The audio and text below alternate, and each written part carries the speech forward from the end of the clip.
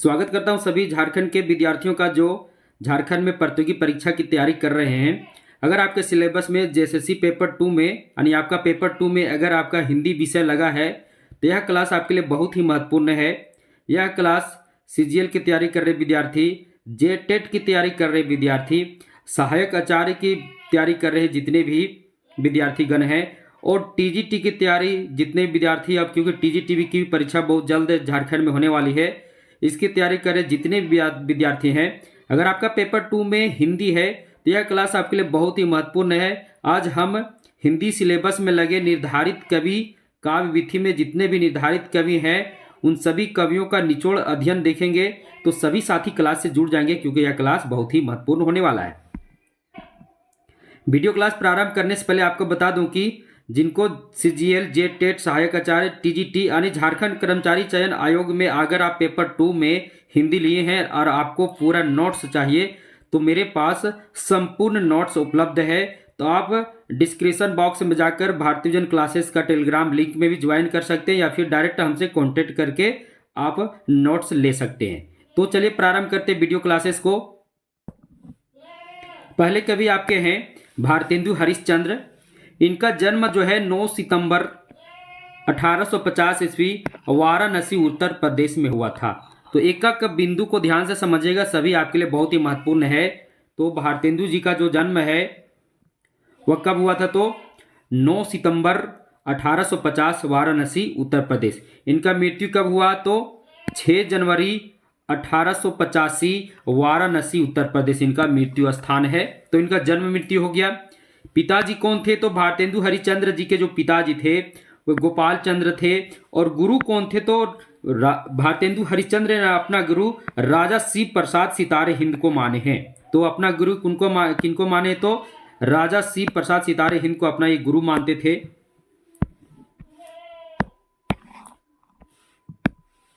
आगे है आधुनिक गद्य के जनक इनको माना जाता है। बहुत ही महत्वपूर्ण है, प्रश्न परीक्षा में आ सकता है कि आधुनिक गद्य का जनक किन्हें माना जाता है। तो आधुनिक गद्य का जो जनक है वो भारतेंदु हरिश्चंद्र को माना जाता है। किनको माना जाता है? भारतेंदु हरिश्चंद्र को माना जाता है। अगला महत्वपूर्ण बिंदु है, इनका मूल नाम क्या था? तो हरिश्चंद्र था। क्या नाम था? इनका मूल नाम हरिश्चंद्र था। और इनको भारतेंदु की जो उपाधि जो मिली है ये किनके द्वारा मिली है? तो इनको भारतेंदु की उपाधि जो है हिंदी पत्रों द्वारा दिया गया है। यानी हिंदी पत्रों का जो जितने भी हिंदी पत्रों को पढ़ा करते थे उन्हीं लोगों द्वारा इनको भारतेंदु की उपाधि दिया गया। भारतेंदु एक अच्छे पत्रकार भी थे। क्या थे? तो भारतेंदु जी थे वो एक अच्छे पत्रकार भी थे। और ये उर्दू में क्या था? तो भारतेंदु जी उर्दू में रसा उपनाम से रचना करते थे। बहुत ही महत्वपूर्ण बिंदु है सभी आपके लिए। तो ये उर्दू में रसा उपनाम से रचना करते थे। इनका मूल नाम भारतेंदु था, हरिश्चंद्र था। और भारतेंदु की उपाधि ने हिंदी पत्रों द्वारा दी गई। अब एक और महत्वपूर्ण है, हरिश्चंद्र को 1880 में कब भारतेंदु की उपाधि दी गई ये भी याद रखिएगा। तो हरिश्चंद्र जी को भारतेंदु की उपाधि 1880 ईस्वी में दी गई थी। अब आगे चलते हैं, भारतेंदु हरिश्चंद्र जी द्वारा जो प्रकाशित पत्रिकाएं हैं उनकी चर्चा करते हैं।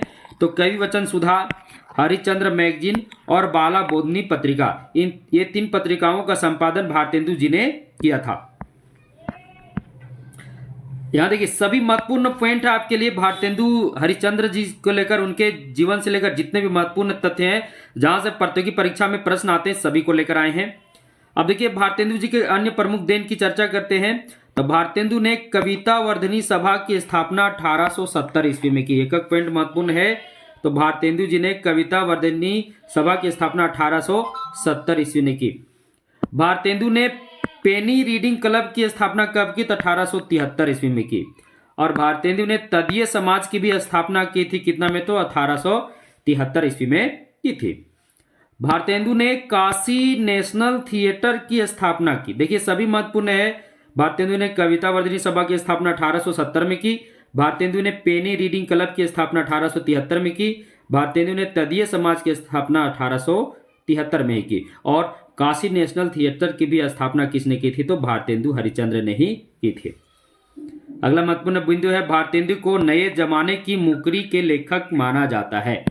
भारतेंदु जी को नए जमाने की मुकरी का लेखक माना जाता है। अगला महत्वपूर्ण बिंदु है, भारतेंदु को हिंदी का प्रथम नाटककार भी माना जाता है। बहुत महत्वपूर्ण है, सभी बिंदु आपके लिए महत्वपूर्ण है, तो सभी को ध्यान से देखिएगा। एक एक बिंदु महत्वपूर्ण है, तो वे हिंदी के प्रथम नाटककार भी हैं। भारतेंदु ने दो प्रकार की रचनाएं की, मौलिक भी और अनुदित भी। मौलिक रचना वो होता है जो मूल रचना होता है, अनुदित रचना वो होता है जो किसी दूसरे द्वारा किसी दूसरे भाषा में रहता है और उसे अनुदित किया हुआ रहता है, अर्थात एक प्रकार से उसे कहते हैं हिंदी में ट्रांसलेशन किया हुआ रहता है। तो उन्होंने मौलिक और अनुदित दोनों प्रकार की नाट्य रचनाएं की, यानी नाटक, उनके जो नाटक है वे अनुदित भी हैं और मौलिक भी हैं और अनुदित दोनों प्रकार के हैं। ये पॉइंट बहुत महत्वपूर्ण है। नए जमाने के मुकरी लेखक किसे कहा जाता है, तो नए जमाने के मुकरी लेखक भारतेंदु हरिश्चंद्र को कहा जाता है। बहुत ही महत्वपूर्ण पॉइंट है परीक्षा की दृष्टि से। आगे चलते हैं।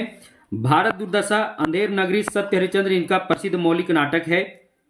भारतेंदु ने श्रृंगार, भक्ति, प्रेम, समाज सुधार इत्यादि विषयों पर काव्य रचनाएं की, अर्थात इनका काव्य रचना का जो विषय था, उद्देश्य था, उसमें क्या था, तो श्रृंगार रचनाएं भी की, भक्ति रचनाएं भी की, प्रेम की भी रचनाएं की और समाज सुधार की भी रचनाएं, यानी इन सभी विषयों को लेकर उन्होंने काव्य रचनाएं की। बंदर सभा, बकरी विलाप और चतुरंग मुख प्रश्न, देखिए ध्यान दीजिएगा, बंदर सभा, बकरी विलाप, चतुरंग मुख प्रश्न, इनकी हास्य व्यंग रचनाएं। हास्य व्यंग रचनाएं का मतलब हुआ कि ये रचनाएं में थोड़ा एक प्रकार से मनोरंजन करने वाली रचनाएं हास्य व्यंग रचनाएं हैं। कौन कौन, तो बंदर सभा, बकरी विलाप, चतुरंग और मुख प्रश्न। अगला महत्वपूर्ण है, इनका एक प्रसिद्ध निबंध है, अक्सर परीक्षा में बार बार पूछता है, भारतवर्ष की उन्नति कैसे हो सकती है। इनका एक प्रसिद्ध निबंध है, याद रखिएगा, भारतवर्ष की उन्नति कैसे हो सकती है, भारतेंदु जी का प्रसिद्ध निबंध है। फूलों का गुच्छा, इससे भी कई बार प्रतियोगी परीक्षा में प्रश्न आ चुके हैं। इनका खड़ी बोली की कविता है। बहुत बार प्रश्न आता है कि भारतेंदु जी की कौन सी कविता है जो खड़ी बोली में है, क्योंकि भारतेंदु जी ब्रज भाषा में ही काव्य रचनाएं किए हैं, परंतु इनकी कुछ रचनाएं जो खड़ी बोली में, अक्सर इस पर ही पूछता है। फूलों की गुच्छा इनका जो कविता है यह किस भाषा में है, तो खड़ी बोली में है। किसमें है, खड़ी बोली में है। और इससे कई बार प्रतियोगी परीक्षा में प्रश्न आ चुके हैं कि भारतेंदु जी की वह कौन सी कविता है जो खड़ी बोली में रचित है, तो फूलों का गुच्छा, याद रखिएगा। इनका एक प्रसिद्ध कथन है जो कई बार परीक्षा में आ चुका है, निज भाषा उन्नति अहे सब उन्नति के मूल, याद रखिएगा, बहुत ही प्रसिद्ध कथन है और कई बार ये पूछ चुका है कि निज भाषा उन्नति अहे सब उन्नति के मूल, ये किनका प्रसिद्ध कथन है, तो भारतेंदु हरिश्चंद्र जी का प्रसिद्ध कथन है। आगे चलते हैं, भारतेंदु जी की प्रमुख रचनाओं की चर्चा करते हैं। सबसे पहले मौलिक रचनाओं की चर्चा करते हैं। भारत दुर्दशा 1880, सत्य हरिश्चंद्र 1875, वेदिकी हिस्सा न भवती और अंधेर नगरी। अब देखिए भारत दुर्दशा में क्या चीज का चर्चा है, तो भारत की तत्कालीन स्थिति और दुर्दशा का इसमें क्या किया गया है, वर्णन किया गया। किसमें, भारत दुर्दशा में। सत्य हरिश्चंद्र में ये नाटक को अनुदित भी कहीं कहीं माना गया है, तो इसको ध्यान दीजिएगा, हो सकता है। तो सत्य हरिश्चंद्र 1875, इस नाटक में राजा हरिश्चंद्र की कथा है। किसकी कथा है, राजा हरिश्चंद्र की कथा है। वेदिकी हिस्सा न भवती 1873 में आई थी। और एक और प्रसिद्ध नाटक है अंधेर नगरी। यहाँ देखिएगा, अंधेर नगरी, सत्य हरिश्चंद्र और भारत दुर्दशा, सत्य हरिश्चंद्र और अंधेर नगरी, ये तीन जो नाटक है बहुत ही प्रसिद्ध है भारतेंदु जी के। अब देखिए इसमें क्या चर्चा है अंधेर नगरी नाटक में, इसमें भारत की निरंकुश शासन व्यवस्था का वर्णन किया गया है। किसमें, अंधेर नगरी में। आप लोग पढ़े होंगे अंधेर नगरी, चौपट राजा, टकेसर भाजी, टकेसर खाजा, तो उसकी चर्चा इसी अंधेर नगरी नाटक में की गई है। गोवर्धन दास है ना, नारायण दास और महंत जी की चर्चा है, जिसमें जो राजा होता है वो क्या होता है, बिल्कुल मूर्ख होता है और सब चीज में क्या करता है, तो आप पढ़े होंगे, जिसमें दीवार गिर जाती है ना, कल्लू बनिए को पकड़ कर लाया जाता है, अंत में कोतवाल को लाया जाता है और ऐसा होता है कि अंत में खुद राजा ही फांसी पर चढ़ जाता है। तो ये अंधेर नगरी, जिसमें भारत की निरंकुश शासन व्यवस्था का वर्णन किया गया है। अनुदित नाटक में कर्पूर मंजरी 1875 में आई, भारत जन्य 1877, दुर्लभ बंधु 1880। दुर्लभ बंधु जो है वो शेक्सपियर का नाटक मर्चेंट ऑफ वेनिस, याद रखिएगा, दुर्लभ बंधु जो है शेक्सपियर की नाटक जो है मर्चेंट ऑफ वेनिस, कौन सा? तो मर्चेंट ऑफ वेनिस का अनुवाद किया गया है। कौन? दुर्लभ बंधु।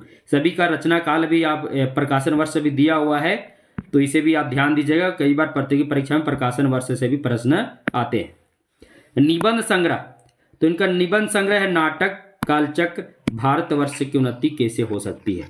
तो भारतवर्ष की उन्नति कैसे हो सकती है, कालचक्र नाटक इनका प्रमुख निबंध है।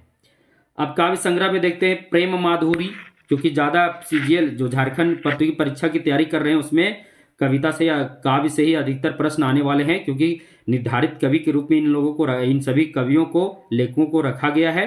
तो इनका काव्य संग्रह में है प्रेम माधुरी, प्रेम फुलवारी, प्रेम मल्लिका, प्रेम प्रलाप, बकरी विलाप, रिपु नाटक, ये सभी क्या है इनके तो काव्य रचनाएं हैं। भारतेंदु की काव्य भाषा ब्रज भाषा थी। भारतेंदु की काव्य भाषा क्या थी? ब्रज भाषा थी। परंतु इनका जो एक नाटक है फूलों का गुच्छा जो खड़ी बोली में रचित है, सॉरी नाटक नहीं है, इनका एक कविता है फूलों का गुच्छा जो खड़ी बोली में रचित है और बहुत ही प्रसिद्ध है। भारतेंदु की भाषा पूछे तो ब्रज भाषा ही होगा। क्या होगा? ब्रज भाषा। परंतु इसीलिए पूछता है सवाल कि भारतेंदु की वह कौन सी कविता है जो खड़ी बोली में है, तो फूलों का गुच्छा। आप सभी को पता होगा इनका जन्म 1850 में हुआ और 1885 में मृत्यु हो गया। तो मात्र कितने वर्ष, 35 वर्ष की आयु में इनकी, अल्प आयु में इनकी मृत्यु हो गई थी। परंतु इन 35 वर्ष में भारत के हिंदी साहित्य को वो सब कुछ देकर गए कि आज इनको आधुनिक काल का जनक माना जाता है। क्या माना जाता है? आधुनिक काल का जनक भारतेंदु हरिश्चंद्र को माना जाता है। अब भारतेंदु हरिश्चंद्र की कुछ प्रसिद्ध पंक्तियां हैं, वो बहुत ही प्रसिद्ध है, कवि प्रतियोगी परीक्षा में पूछ चुके हैं, पूछे जा सकते हैं। सभी पंक्तियों को देख लेते हैं। एक एक पंक्ति महत्वपूर्ण है। निज भाषा उन्नति अहे सब उन्नति के को मूल, बिन निज भाषा ज्ञान के मिटे न ही को सूल। ये क्या है? तो निज भाषा इनका एक कविता है, उससे यह पंक्ति उठाई गई है। निज भाषा उन्नति अहे सब उन्नति को मूल, बिन निज भाषा ज्ञान के मिटे न ही को सूल। बहुत ही प्रसिद्ध पंक्ति है। अगला है तरुणी तनुजा तट तमाल तरवर बहु छाए। ये भी बहुत ही प्रसिद्ध पंक्ति है, कई बार प्रतियोगी परीक्षा में इससे तो कई बार अलंकार को लेकर भी प्रश्न आ जाते हैं कि तरुणी तनुजा तट तमाल तरवर बहु छाए में कौन सा अलंकार है। तो कौन सा, तो आप जान ही रहे हैं, बहुत ही आसान है, अनुप्रास अलंकार है। लेकिन यह पंक्ति किनका है? तो यह पंक्ति जो है भारतेंदु जी के चंद्रावली नाटक से ली गई है। अगला महत्वपूर्ण इनका पंक्ति है इन मुसलमान हरिजन पे कोटिन हिंदू वारिये। बहुत ही प्रसिद्ध इनका कथन है, इसलिए सभी कथन को लेकर आए हैं, कथन से लेकर काव्य पंक्तियों को लेकर आए हैं। ये कवि रसखान के विषय में कहे थे। किसके विषय में? कवि रसखान के विषय में कहे थे, जो उत्तर भक्तमाल जिनकी रचना है। तो कवि रसखान के विषय में कहे थे इन मुसलमान हरिजन पे कोटिन हिंदू वारिये। भारतेंदु जी का द्वारा कहा गया है। भारतेंदु जी के द्वारा किनके बारे में? तो रसखान कवि के बारे में। अगला है हिंदी नई चाल में ढली। बहुत ही महत्वपूर्ण है, कई बार पूछता है हिंदी नई चाल में ढली किनका कथन है? तो यह कथन भी भारतेंदु हरिश्चंद्र जी का ही है। कालचक्र निबंध में यह बात बोले थे, हिंदी नई चाल में ढली। आगे है पी तिहारे निहारे बिन अखिया दुखिया नहीं मानती। ये भी महत्वपूर्ण पंक्ति है, ये भारतेंदु हरिश्चंद्र जी की प्रेम माधुरी कविता से ली गई है। अगला है भारतेंदु का भारत दुर्दशा जो नाटक है, उसे बहुत ही प्रसिद्ध पंक्ति है। अंग्रेज राज सुख साज सजे सब भारी, पे धन विदेश चली जात है यह अति ख्वारी। ये बहुत ही प्रसिद्ध पंक्ति है, किनका है? तो भारतेंदु हरिश्चंद्र जी का है, भारत दुर्दशा नाटक से लिया गया है। एक और इसी नाटक में एक और बहुत ही प्रसिद्ध पंक्ति है, रोबहु सब मिली आवहु भारत भाई, हा हा भारत की दुर्दशा देखी न जाई। ये भी इनका प्रसिद्ध नाटक भारत दुर्दशा का ही ये क्या है, काव्य, ये भी पंक्ति है। दोनों गीत क्या है? तो भारत दुर्दशा नाटक से ली गए हैं। तो जितने भी काव्य पंक्तियां हैं, सभी पंक्तियां बहुत ही महत्वपूर्ण है भारतेंदु हरिश्चंद्र के विषय में। अगर आप सीजीएल की तैयारी कर रहे हैं, या फिर सहायक आचार्य की तैयारी कर रहे हैं, या फिर टीजीटी की तैयारी कर रहे हैं, या फिर आने वाला जेटेट की तैयारी कर रहे हैं, अगर आप हिंदी विषय लेंगे तो याद रखिएगा ये पंक्तियों से आपको सामना करना जरूर पड़ेगा, क्योंकि पंक्तियां जरूर पूछेंगी तो पंक्तियों से सामना करना पड़ेगा। तो सभी पंक्तियों को ध्यान से देख लेंगे, क्योंकि बहुत ही महत्वपूर्ण है। इसका अगर नोट्स चाहिए तो आपको हम वीडियो के प्रारंभ में ही बता दिए थे कि भारतीय विजन क्लासेस पर झारखंड का जो पेपर 2 है झारखंड का, जिसमें पेपर 2 जो जिसमें हिंदी को भी अब शामिल कर लिया गया है, तो उसका संपूर्ण नोट्स जो है मेरे पास उपलब्ध है। भारतीय विजन क्लासेस से जुड़ने के लिए आप डिस्क्रिप्शन बॉक्स में जाकर भारतीय विजन क्लासेस का टेलीग्राम लिंक को ज्वाइन कीजिए, या फिर डायरेक्ट वहां से डायरेक्ट मेरा नंबर दिया हुआ है उस नंबर से व्हाट्सएप से कांटेक्ट कीजिए, पूरा नोट्स हस्तलिखित नोट्स मिलेगा।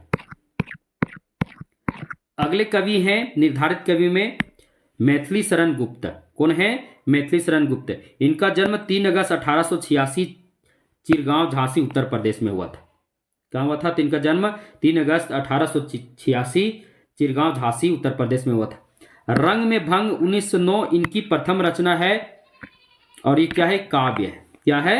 काव्य है। रंग में भंग 1909 इनकी प्रथम रचना, नहीं, मैथिली शरण गुप्त की प्रथम रचना रंग में भंग जो एक काव्य है। मैथिली शरण गुप्त को हरि गीतिका छंद का बादशाह भी कहा जाता है। बहुत ही महत्वपूर्ण है। देखिए जितने महत्वपूर्ण बिंदु हैं, पॉइंट है परीक्षा की दृष्टि से, सभी को हम लेकर आए हैं। तो मैथिली शरण गुप्त को हरि गीतिका छंद का बादशाह कहा जाता है। भारत भारती परिणय, ध्यान दीजिएगा, भारत भारती परिणय महात्मा गांधी ने राष्ट्र कवि की उपाधि दी। तो राष्ट्र कवि कौन है? तो राष्ट्र कवि भी मैथिली शरण गुप्त को ही माना जाता है। अब हमें राष्ट्र कवि और कह सकते हैं कि दूसरे राष्ट्र कवि का भी हम अभी पढ़ेंगे कुछ देर में। अभी हम पढ़ रहे हैं मैथिली शरण गुप्त को, जो क्या है? राष्ट्र कवि के रूप में माने जाते हैं हिंदी साहित्य में। तो भारत भारती पर इनको राष्ट्र कवि की उपाधि मिली थी। किनके द्वारा? तो महात्मा गांधी जी के द्वारा। अगला महत्वपूर्ण बिंदु है, इन्होंने स्वयं को कौटुंबिक कवि मात्र माना है, यानी स्वयं को कहा है कि मैं कौटुंबिक कवि मात्र हूं, ऐसा उन्होंने स्वयं को कहा है। अगला महत्वपूर्ण है साकेत, इनका जो प्रसिद्ध काव्य है, इसका जो नवम सर्ग है, कौन सा सर्ग?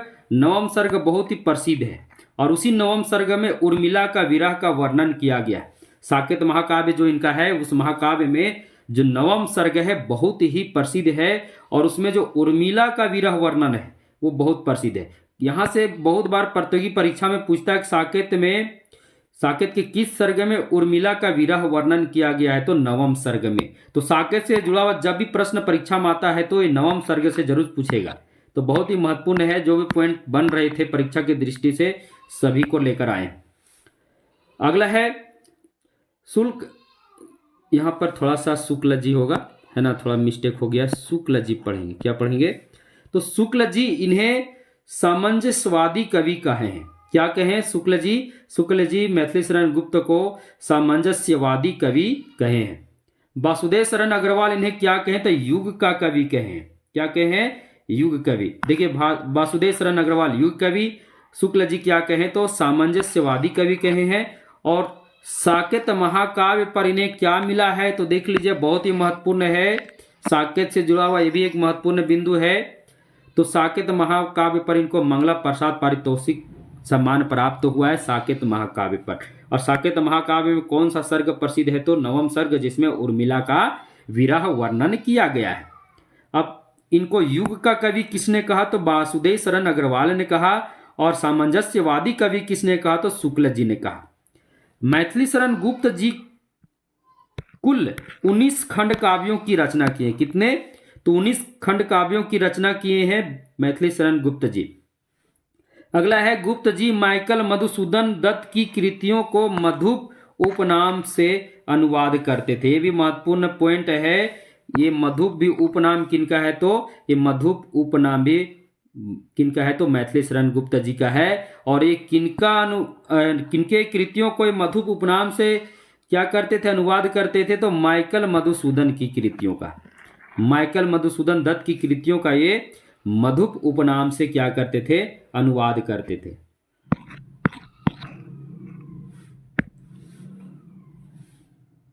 अर्जन और विसर्जन में मुस्लिम संस्कृति का वर्णन किया गया। देखिए इनका एक और रचना है अर्जन और विसर्जन।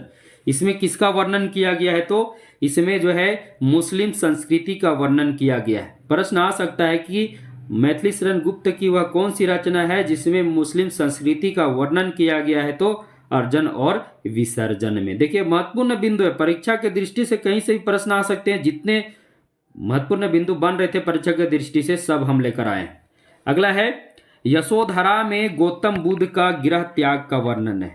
ये भी याद रखिएगा। यशोधरा भी इनका प्रसिद्ध कविता है, काव्य है। इसमें यशोधरा में गौतम बुद्ध का गृह त्याग का वर्णन है। अब ये यशोधरा कौन है? तो गौतम बुद्ध की पत्नी है। सखी वे मुझसे कहकर जाते, बहुत ही प्रसिद्ध पंक्ति है। विष्णु प्रिया में मैथिली शरण गुप्त ने चैतन्य महाप्रभु की पत्नी का त्याग और तप का वर्णन है। देखिए, विष्णु प्रिया भी इनका एक प्रसिद्ध रचना है, जिसमें किसका वर्णन किया गया है? तो चैतन्य महाप्रभु की जो पत्नी थी, जो गौड़ीय संप्रदाय के प्रवर्तक थे चैतन्य महाप्रभु, तो उनकी पत्नी का त्याग और तप का वर्णन किया गया है।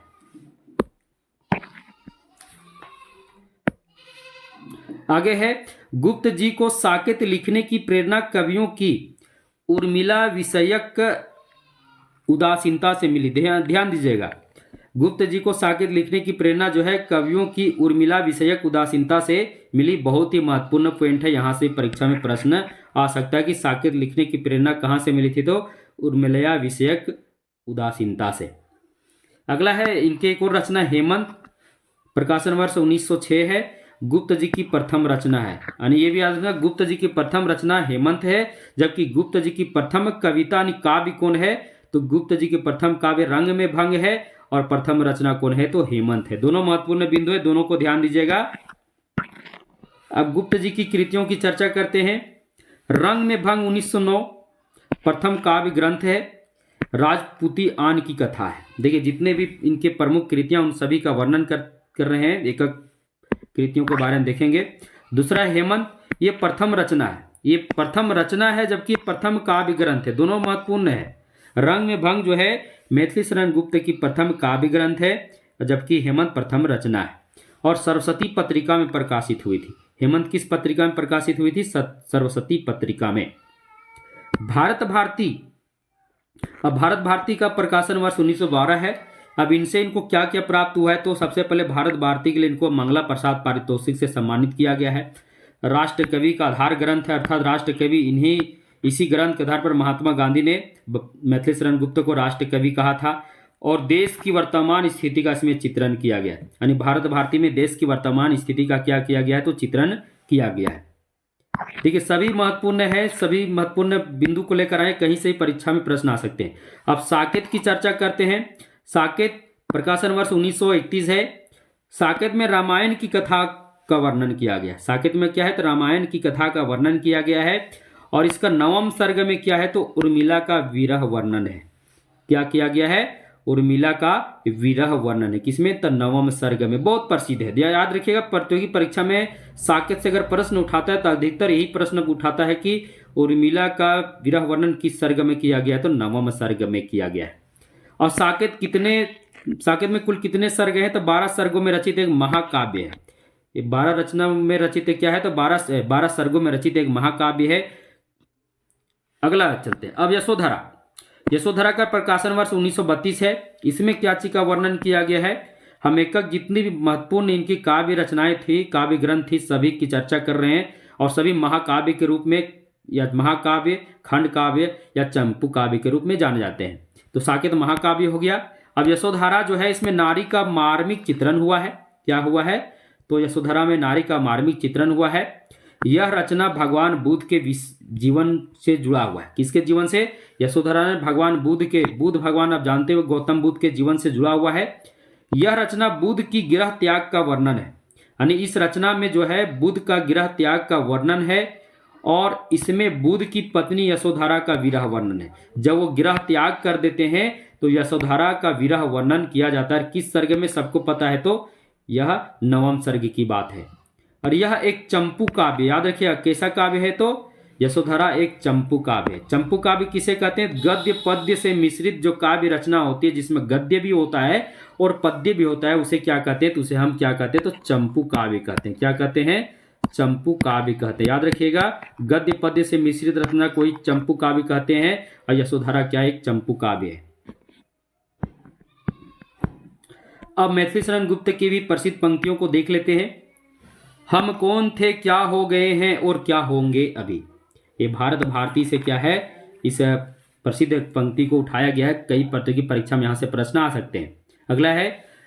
अगला है जयद्रथ वध से एक पंक्ति है, जिसको न निज गौरव तथा देश का अभिमान है, वह नर नहीं पशु निरा है, वह मृतक सम्मान है। यह जदरथ वध से यह पंक्ति को उठाया गया है। सभी पंक्ति परीक्षा की दृष्टि से महत्वपूर्ण है, निश्चित ही परीक्षा में आएंगे।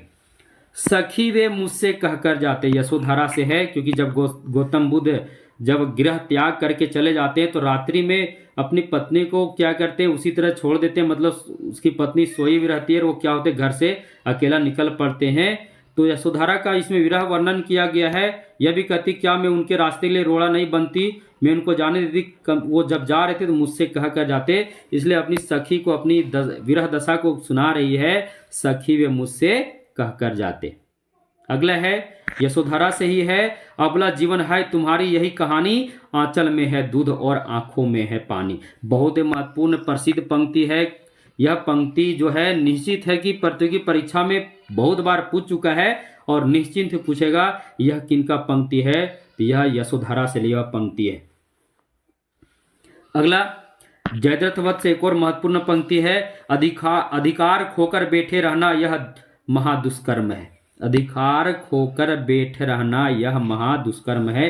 यह भी जयद्रथ वध से इस पंक्ति को लिया गया है। जितना महत्वपूर्ण पंक्ति याद रखिएगा, काव्य विधि में निर्धारित कवि है, निश्चित है कि 4-5 पंक्ति आपको हर प्रतियोगी परीक्षा, झारखंड में जितना प्रतियोगी परीक्षा है, अगर पेपर 2 में आप हिंदी लिए हैं तो प्रत्येक प्रतियोगी परीक्षा में निर्धारित कवि काव्य विधि से निश्चित है पंक्ति निश्चित पूछेगा, और इससे बाहर एक भी पंक्ति पूछने वाला नहीं है। तो सभी पंक्ति को याद कर लेना। अगला है, नारी पर नर का कितना अत्याचार है, लगता है विद्रोह मात्र ही अब उसका प्रतिकार है। ये भी प्रसिद्ध पंक्ति मैथिली शरण गुप्त जी का है। अगला है, वही मनुष्य है जो मनुष्य के लिए मरे। ये भी बहुत ही प्रसिद्ध पंक्ति है, कई बार पूछ चुका है। वही मनुष्य है जो मनुष्य के लिए मरे, यह प्रसिद्ध काव्य पंक्ति किस कवि की है, तो मैथिली शरण गुप्त की है। अगला है, साकेत से 2 महत्वपूर्ण पंक्तियों को हम लिए हैं, क्योंकि ये 2 महत्वपूर्ण पंक्तियां कई प्रतियोगी परीक्षा में पूछ चुके हैं।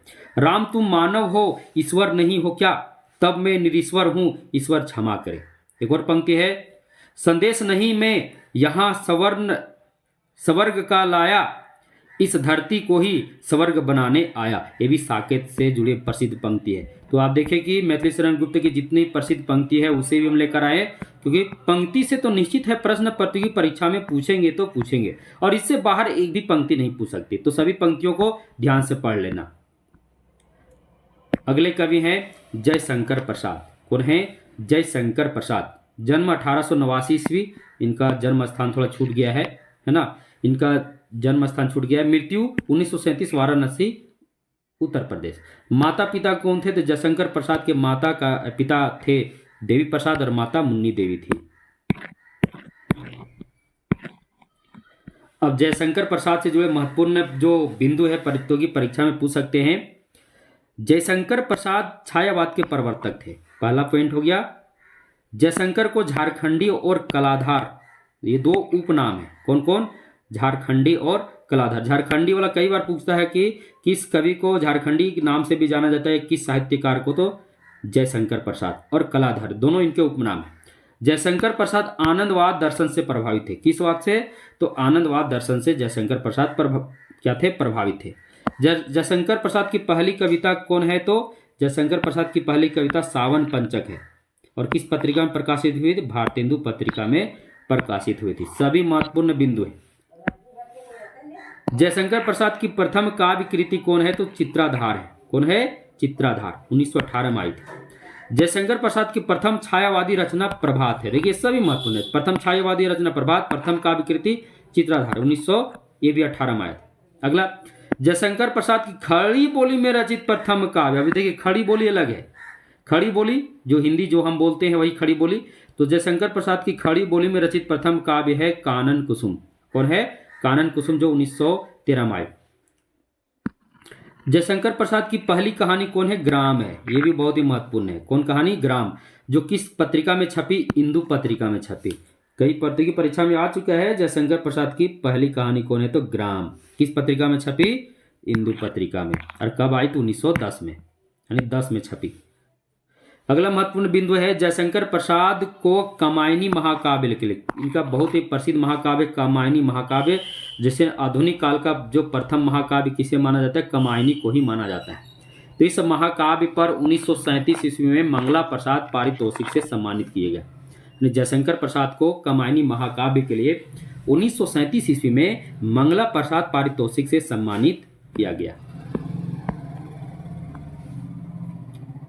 अब जयशंकर प्रसाद की प्रसिद्ध रचनाओं को देख लेते हैं। सबसे पहले काव्य संग्रह उर्वशी 1909, वन मिलन 1909, प्रेम राज्य 1909, अयोध्या उद्धार, प्रेम पथिक, करुणालय, कानन कुसुम, झरना, महाराणा का महत्व, आंसू, लहर, कमायनी, ये सभी क्या इनका तो प्रसिद्ध रचनाएं हैं। अब चित्राधार प्रसाद की प्रथम काव्य कृति है, ये भी बहुत ही महत्वपूर्ण है। चित्राधार जो है वो प्रसाद की प्रथम काव्य कृति है। कहानी संग्रह भी देख लेते हैं। जयशंकर प्रसाद की कुल कितनी कहानी संग्रह? 5 कहानी संग्रह है। छाया 1912 में प्रकाशित हुई, इसमें कितनी कहानी? 11 कहानी। प्रतिध्वनि 1926 में आई, इसमें कितनी कहानियां? 15। आकाशदीप 1928, इसमें कितनी कहानियां? 19। आंधी 1931 में, इसमें कितनी कहानियां? 11 कहानियां हैं। इंद्रजाल कहानी संग्रह में 14 कहानियां। तो ये तो जयशंकर प्रसाद की कुल कितनी कहानी है, कहानी संग्रह है, तो कुल कहानी संग्रह जो है वह कुल 5 हैं, याद रखिएगा। अब जयशंकर प्रसाद के उपन्यास देख लेते हैं। कंकाल 1929 में, तितली 1934 में, इरावती 1940 में। परीक्षा में प्रश्न यहाँ से पूछता है कि जयशंकर प्रसाद की वह कौन सा उपन्यास है जो अधूरा है, तो इरावती। कौन सा? इरावती। अब निबंध देखते हैं। काव्य कला कब आई थी? तो काव्य कला जो इनका है एक प्रसिद्ध निबंध है 1939 में। अब प्रमुख नाट्य रचनाओं को देख लेते हैं। प्रायचित 1913, राजश्री 1914, विशाख 1921, अजात शत्रु 1922, जन्मेजय का नागयज्ञ 1926, कामना 1927, स्कंदगुप्त 1928, एक घुट 1929, चंद्रगुप्त 1931 और ध्रुव स्वामी 1933। इसमें जो प्रसिद्ध है स्कंदगुप्त, चंद्रगुप्त, ध्रुव स्वामी, ये सब प्रसिद्ध नाटक इनका है।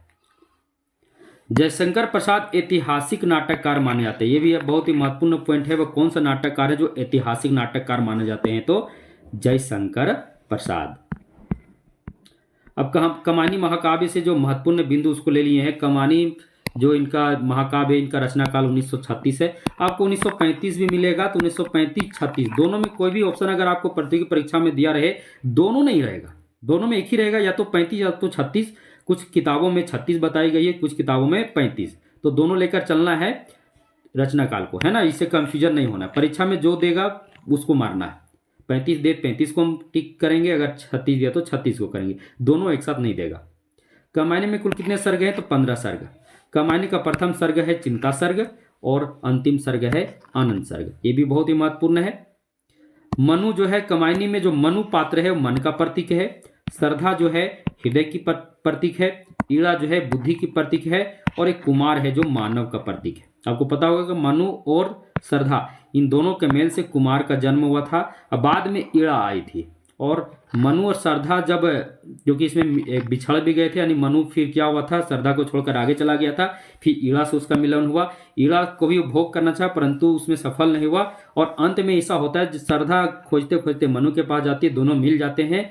और जब वापस वहां से आते तो अपने श्रद्धा जब मनु को खोजने के लिए निकलती है, तो कुमार को ईड़ा को सौंप कर चली जाती है। और अंत में ईड़ा के पास ही कुमार को छोड़कर श्रद्धा और मनु आ जाते हैं।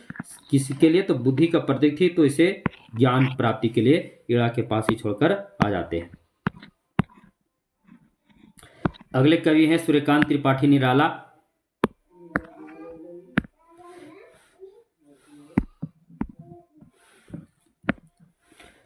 इनका जन्म कब हुआ था? तो 21 फरवरी 1897। कहीं आपको 99 भी मिलेगा, 97, 98, 99, तो 99 भी कहीं आपको मिलेगा। महिषादल, मोदनीपुर, पश्चिम बंगाल में इनका क्या हुआ था? तो जन्म हुआ था। मृत्यु 15 अक्टूबर 1961, इलाहाबाद उत्तर प्रदेश में इनका मृत्यु हुआ था। पिता कौन थे? तो इनके पिता थे राम सहाय त्रिपाठी। इनकी पुत्र और पुत्री, एक पुत्र थे एक पुत्री भी थी। पुत्र का नाम रामकृष्ण और पुत्री का नाम सरोज था। पत्नी मनोहरा देवी थी। तो सभी महत्वपूर्ण है। पुत्री थी सरोज, पत्नी थी मनोहरा देवी और पुत्र कौन थे तो रामकृष्ण और पिताजी राम सहाय त्रिपाठी। सभी महत्वपूर्ण है। सूर्यकांत त्रिपाठी निराला छायावाद के 4 स्तंभों में एक है। यानी छायावाद के 4 स्तंभ कवि जो थे जयशंकर प्रसाद, सुमित्रा नंदन पंत, सूर्यकांत त्रिपाठी निराला और महादेवी वर्मा। ये 4 स्तंभ कवि के रूप में जाने जाते हैं, जिसमें कवित्री है महादेवी वर्मा। सूर्यकांत त्रिपाठी निराला को मुक्त छंद का प्रवर्तक कहा जाता है। यहाँ प्रवर्तक है ना, तो सूर्यकांत त्रिपाठी निराला को मुक्त छंद का प्रवर्तक कहा जाता है। मुक्त छंद को रबड़ या केंचुआ छंद भी कहते हैं। यहाँ से एक बार प्रतियोगी परीक्षा में प्रश्न हम देखे थे, आया हुआ था कि किस छंद को रबड़ या केंचुआ छंद कहा जाता है, तो मुक्त छंद को कहा जाता है। रबड़ या केंचुआ क्यों कहा, क्योंकि इसको आप जितना मुक्त का मतलब हुआ छंद से मुक्त होना। और प्रश्न ये भी पूछ सकता है कि वह कौन से रचनाकार हैं जिन्होंने कविता को छंदों से मुक्त किया। तो याद रखिएगा सूर्यकांत त्रिपाठी निराला जी हैं जिन्होंने कविता को छंदों से मुक्त किया, यानी मुक्त छंद का निर्माण किया। मुक्त छंद में कवि अपने भाव और विचारों को, थोड़ा सा रुक जाइएगा, जो मुक्त छंद के कवि होते हैं वो अपने मुक्त छंद में जब रचनाएं करते हैं तो अपने भाव और विचारों को पाठक के सम्मुख उन्हीं की भाषा में जितना हो सके लिख सकते हैं। अर्थात उसमें कोई छंद से मुक्त नहीं कि कठिन शब्दों का प्रयोग करके क्या करना है, छंदों में युक्त करना है, उसमें ऐसा कुछ भी नहीं रहता है। तो इसलिए इनको मुक्त छंद का क्या कहा जाता है, एक प्रकार से मुक्त छंद का बादशाह इन्हीं को कहा जाता है। इनको सूर्यकांत त्रिपाठी निराला जी को।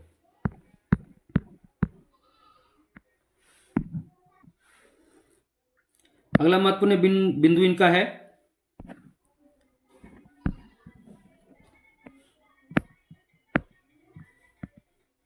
सूर्यकांत त्रिपाठी निराला की बहुत सी सारी रचनाएं बादलों को संबोधित है। किनको संबोधित है, बादलों को।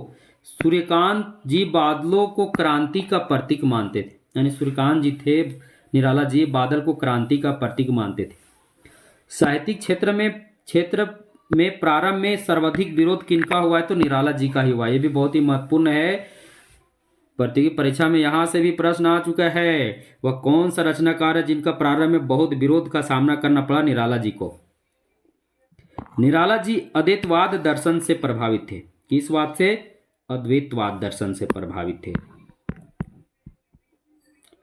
अब यहाँ निराला जी की रचनाओं से जुड़े बहुत ही महत्वपूर्ण तथ्य हैं। प्रथम काव्य कृति अनामिका, अंतिम काव्य कृति सांधिकांकली, प्रथम कविता जूही की कली, अंतिम कविता पत्रोकंठित जीवन का विष बुझा हुआ। और निराला की प्रथम शोक गीत जो है वो कौन है, सरोज स्मृति है। और ये कह सकते हैं कि हिंदी साहित्य का प्रथम शोक गीत के रूप में किसे जाना जाता है, सरोज स्मृति को ही जाना जाता है, जिसमें अपनी पुत्री के मरने के बाद इस रचना को किए थे। अब काव्य संग्रह देख लेते हैं। अनामिका, परिमल, गीतिका, तुलसीदास, अनिमा, नए पत्ते, अपरा, बेली, अर्चना, आराधना, गीत गुंज, राग विराग, ये सभी क्या इनके काव्य संग्रह हैं। अब देखिए राम की शक्ति पूजा निराला जी की एक प्रबंध काव्य, बहुत ही महत्वपूर्ण है। राम की शक्ति पूजा जो है निराला जी की क्या है, तो प्रबंध काव्य है। अब उपन्यास देख लेते हैं। अप्सरा उपन्यास, अलका उपन्यास, प्रभावती उपन्यास, निरुपमा, चोटी की पकड़, इंदुलेखा, इनका क्या है, तो प्रसिद्ध उपन्यास है। ये भी याद रखिएगा। अक्सर इसमें चोटी की पकड़ कई बार पूछता है, चोटी की पकड़ किनका उपन्यास है, तो निराला जी का है। अब कहानी संग्रह है। लिल्ली, सुकुल की बीवी, चतुरी चमार, ये निराला जी के क्या है, तो कहानी प्रमुख कहानी संग्रह है। अब चलते अगले कवि की ओर, सुमित्रा नंदन पंत की ओर। क्योंकि बहुत सारे कवियों को एक ही वीडियो क्लासेस में देखनी है तो थोड़ा जल्दी जल्दी चल रहे हैं, फिर भी नोट्स चाहिए तो नोट्स मिल ही जाएंगे। सुमित्रा नंदन पंत, जन्म 1900 अल्मोड़ा उत्तर प्रदेश, मृत्यु 1977 इलाहाबाद उत्तर प्रदेश। अब एक एक बिंदु को देख लेते हैं, इनसे जुड़े एक एक बिंदु को। ये प्रकृति के सुकुमार कवि कहे जाते हैं। पंत की प्रथम कविता गिरजे का घंटा है। पंत की प्रथम छायावादी रचना उच्छ्वास है। और पंत की अंतिम छायावादी रचना गुंजन है। ये चार महत्वपूर्ण पॉइंट है। प्रकृति के सुकुमार कवि सुमित्रानंदन पंत। सुमित्रानंदन पंत की प्रथम कविता गिरजे का घंटा और अंतिम कविता प्रथम छायावादी कविता उच्छ्वास और पंत की अंतिम छायावादी रचना जो है वो गुंजन है। प्रथम छायावादी रचना उच्छ्वास और अंतिम छायावादी रचना गुंजन है। पंत को संवेदनशील इंद्रिय बोध का कवि भी कहा जाता है। पंत जी किस दर्शन से प्रभावित थे? तो अरविंद दर्शन से प्रभावित थे। हिंदी साहित्य में प्रथम बार ज्ञानपीठ पुरस्कार किन्हें मिला था? तो सुमित्रानंदन पंत जी को ही मिला था। किस रचना पर? तो चिदम्बरा। चिदम्बरा काव्य पर इनको 1968 में ज्ञानपीठ पुरस्कार मिला। और एक बहुत ही महत्वपूर्ण पॉइंट है कि हिंदी साहित्य में ज्ञानपीठ पुरस्कार पाने वाले प्रथम रचनाकार कौन है? तो सुमित्रानंदन पंत ही है। इन्हीं को सर्वप्रथम हिंदी भाषा में ज्ञानपीठ पुरस्कार मिला। ज्ञानपीठ पुरस्कार का भी बहुत ही महत्वपूर्ण वीडियो क्लासेस हमारे चैनल पर उपलब्ध है। आपको पता है कि ज्ञानपीठ पुरस्कार हिंदी में जितनी भी राजभाषाएं हैं, भारत में जितनी भी राजभाषाएं हैं, यानी भारत में 22 जो राजभाषाएं, कितनी? तो 22 राजभाषाएं भारत में हैं। उन सभी राजभाषाओं में किसी भी भाषा के भी हो सकते ज्ञानपीठ पुरस्कार पाने वाले। पंत की रचनाएं वीणा, ग्रंथि, उच्छ्वास, पल्लव, गुंजन, युगांत, युगवाणी, ग्राम्या, स्वर्ण किरण, स्वर्णधुली, ये सभी क्या इनकी प्रमुख रचनाएं हैं। और ये सभी काव्य रचनाएं हैं प्रतियोगी परीक्षा की दृष्टि से महत्वपूर्ण। और भी हैं युगांतर, उत्तरा, रजत शिखर, शिल्पी, लोकायतन और काला और बूढ़ा चांद। ये बहुत प्रसिद्ध है, प्रतियोगी परीक्षा में पूछता है काला और बूढ़ा चांद का काव्य रचना है। तो इस काव्य रचना जो है ये सुमित्रानंदन पंत की है। आगे चलते हैं। अगले कवि हैं कवित्री हैं महादेवी वर्मा। ये भी छायावादी कवित्री हैं। तो छायावाद के जितने 4 स्तंभ कवि थे सबको हमको लगता है निर्धारित कवि में शामिल कर ही लिया गया है। इनका जन्म 1907 फारुखाबाद उत्तर प्रदेश में, मृत्यु 1987 इलाहाबाद उत्तर प्रदेश में। महादेवी वर्मा छायावाद के 4 स्तंभों में एक है। छायावाद के 4 स्तंभ कवि थे, उसमें से एक महादेवी वर्मा भी शामिल थी। महादेवी वर्मा को आधुनिक युग की मीरा कहा जाता है। बहुत ही प्रसिद्ध यह बिंदु है। आधुनिक युग की मीरा किसे कहा जाता है? तो महादेवी वर्मा को कहा जाता है। महादेवी वर्मा हिंदी साहित्य की प्रथम कवित्री हैं जिन्हें ज्ञानपीठ पुरस्कार मिला। ये भी बहुत ही महत्वपूर्ण है। प्रथम ज्ञानपीठ पुरस्कार पाने वाले कौन है? तो प्रथम ज्ञानपीठ पुरस्कार पाने वाले जो हैं वो कौन है? सुमित्रानंदन पंत है। परंतु प्रथम ज्ञानपीठ पुरस्कार पाने वाले कवित्री कौन है? कवि तो सुमित्रानंदन पंत हैं, लेकिन कवित्री कौन है? तो कवित्री महादेवी वर्मा है। कौन है? महादेवी वर्मा। महादेवी वर्मा की प्रथम काव्य कृति कौन है? निहार है। 1930 में थी। कौन है? निहार है। अगला महत्वपूर्ण बिंदु है महादेवी वर्मा किस दर्शन से प्रभावित थी? तो बौद्ध दर्शन से प्रभावित थी। यानी छायावाद के जितने भी कवि हैं सब किसी अलग अलग दर्शन से प्रभावित है। यहाँ से भी प्रतियोगी परीक्षा में प्रश्न आ सकता है। महादेवी वर्मा को महाशक्ति दुर्गा का भी प्रतीक कहा गया है। महाशक्ति यानी दुर्गा का प्रतीक यानी महाशक्ति कहा गया महादेवी वर्मा को। अब महादेवी वर्मा की रचनाओं को देख लेते हैं। निहार, रश्मि, निर्जा, सांध्य गीत, यामा, दीपशिखा, सप्तपन्ना। अब याद रखिएगा यहाँ जो है सांध्य गीत, निहार, रश्मि और निर्जा, ये 4 काव्य जो हैं सभी काव्य यामा में भी सम्मिलित हैं। यानी सभी का संकलन ही यामा है। ये चारों जो काव्य सभी का संकलन कौन है? यामा है। याद रखिएगा कौन कौन? निहार, रश्मि, निर्जा और सांध्य गीत, ये चारों का संकलन कौन है? तो यामा है। फिर दीपशिखा और सप्तपन्ना, ये प्रसिद्ध काव्य ग्रंथ किनके हैं? तो महादेवी वर्मा के हैं। अब जो जितने भी कवि थे छायावाद के उनके प्रसिद्ध पंक्तियों को देख लेते हैं। सबसे पहले सूर्यकांत त्रिपाठी निराला की प्रसिद्ध पंक्ति देखते हैं। एक काम करते सबसे पहले हम देख लेते हैं महादेवी वर्मा को पढ़े तो इनका पंक्ति देख लेते हैं ना। महादेवी वर्मा का पंक्ति देख लेते हैं। तो ये महादेवी वर्मा का प्रसिद्ध पंक्ति है, तोड़ दो क्षितिज में भी देख लूं उस ओर क्या है। ये महादेवी वर्मा का प्रसिद्ध पंक्ति है। सबसे ज़्यादा तो ये पूछता है मैं नीर भरी दुख की बदली, किनकी पंक्ति है? महादेव वर्मा की है। इससे तो सांध्य गीत से लिया गया है। अगला है रश्मि, इनका जो है इनसे लिया गया। कनक से टीन मोती सी रात, सुनहली सांस गुलाबी प्रात, ये रश्मि से लिया गया है। इनका काव्य ग्रंथ रश्मि से। अगला है जो तुम आ जाते एक बार, कितनी करुणा कितने संदेश, ये निहार से लिया गया है। अगला है सांध्य गीत से एक पंक्ति है, दीप मेरे जल अकंपित धूल अचंचल। इसमें जो प्रसिद्ध पंक्ति जो इनका है ये याद रखिएगा, मैं नीर भरी दुख की बदली। बहुत बार प्रतियोगी परीक्षा में यह पंक्ति आ चुकी है। अब महादेव वर्मा के बाद देखते हैं निराला जी की पंक्ति को देखते हैं। सूर्यकांत त्रिपाठी निराला। सबसे पहले राम की शक्ति पूजा का पंक्ति देखते हैं। धिक जीवन हो पाता ही आया विरोध, धिक जीवन हो पाता ही आया विरोध, धिक साधन जिसके लिए किया ही शोध। फिर है सरोज स्मृति से बहुत ही प्रसिद्ध पंक्ति है, दुख ही जीवन की कथा रही, क्या कहूं आज जो नहीं कही। ये अपनी पुत्री को सरोज स्मृति जो शोक गीत है उसमें कह रहे हैं। फिर इनका एक आवाहन कविता है, एक बार बस और नाच तू श्यामा, समान सभी तैयार। ये इनका एक आवाहन कविता है। फिर है सरोज स्मृति से एक और महत्वपूर्ण पंक्ति है, देख लीजिए। धन्य में पिता निरतक था, कुछ भी तेरे हित न कर सका। ये किससे दिया हुआ है? तो सरोज स्मृति से है। और दुखी ही जीवन की कथा रही, क्या कहूं आज जो नहीं कही।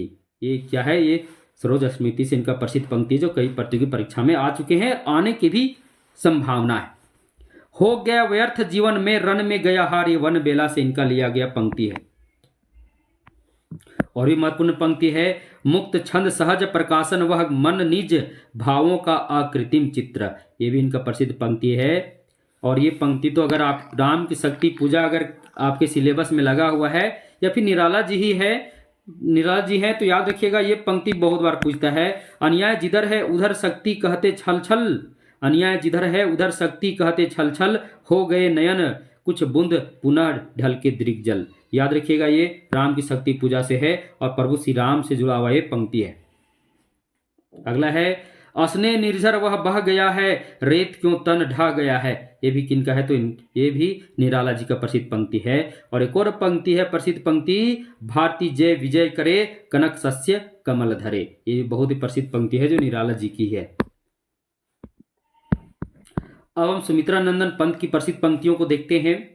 सुंदर है विहग सुमन, सुंदर मानव तुम सबसे सुंदर हो। फिर है, ये ज्यादा पूछेगा प्रतियोगी परीक्षा में ये पंक्ति, क्योंकि इसे आप देख लीजिए ध्यान से। मुक्त करो नारी को मानव, चिरबंधनी नारी को। ये बहुत ही प्रसिद्ध पंक्ति है, युगवाणी से लिया गया है। यह सुमित्रा नंदन की प्रसिद्ध पंक्ति है। अगला पंक्ति है, वियोगी होगा पहला कवि, आह से उपजा होगा गान, उमड़ कर आंखों से चुपचाप बही होगी कविता अनजान। वियोगी होगा पहला कवि, आह से उपजा होगा गान, उमड़ कर आंखों से चुपचाप बही होगी कविता अनजान। ये किनका है? तो ये भी प्रसिद्ध पंक्ति जो है, यह भी प्रसिद्ध पंक्ति जो सुमित्रा नंदन पंत की है। अगला है, भारत माता ग्राम वासिनी खेतों में फैला दृग चंचल। ये रश्मि बंध से लिया गया है। ये भी किनका है? तो सुमित्रा नंदन पंत की प्रसिद्ध पंक्ति है। अगला है, सामूहिक जीवन रचना कर तर सकते दुख सागर जनगण। ये लोकायतन से लिया गया, ये भी सुमित्रा नंदन पंत की प्रसिद्ध पंक्ति है। तो ये सभी पंक्ति जो है सुमित्रा नंदन पंत की प्रसिद्ध पंक्ति है और प्रतियोगी परीक्षा में यहाँ से प्रश्न आ सकते हैं। अब जयशंकर प्रसाद की प्रसिद्ध पंक्तियों को देख लेते हैं। अरुण यह मधुमय देश हमारा, जहाँ पहुँच अनजान क्षितिज को मिलता एक सहारा। अरुण यह मधुमय देश हमारा। यह पंक्ति बहुत ही प्रसिद्ध है। ये सुमित्रा नंदन पंत की पंक्ति है और कई प्रतियोगी परीक्षा में आ चुके हैं। यह जो पंक्ति है यह एक गीत है, चंद्रगुप्त नाटक से ली गई है। किससे?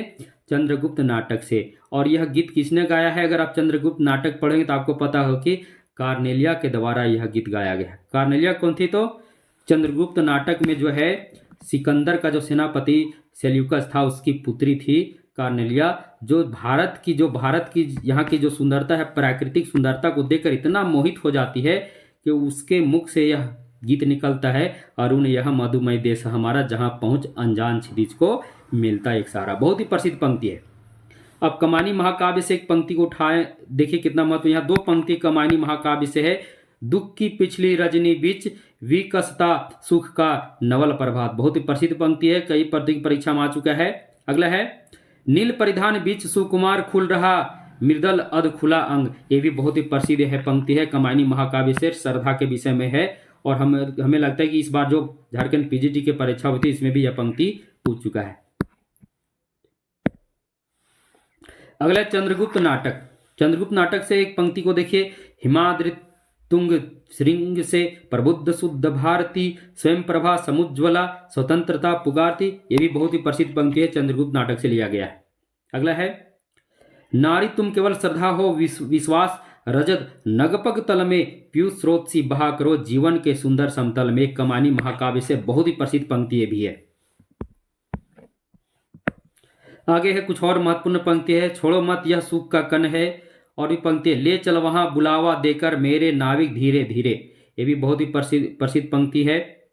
अगला है हिमालय के आंगन में जिसे प्रथम किरणों का दे उपहार। और एक और पंक्ति है, बीती विभावरी जागरी अंबर पनघट डुबोरी। ये लहर से ली गई है, बहुत बार ये भी पंक्ति प्रतियोगी परीक्षा में आ चुकी है। तो सभी पंक्ति आपके लिए बहुत ही महत्वपूर्ण है। अब अगले कवि को चलते हैं, रामधारी सिंह दिनकर। इनको कहा जाता है दूसरे राष्ट्र कवि, डिप्टी राष्ट्र कवि भी कहा जाता है।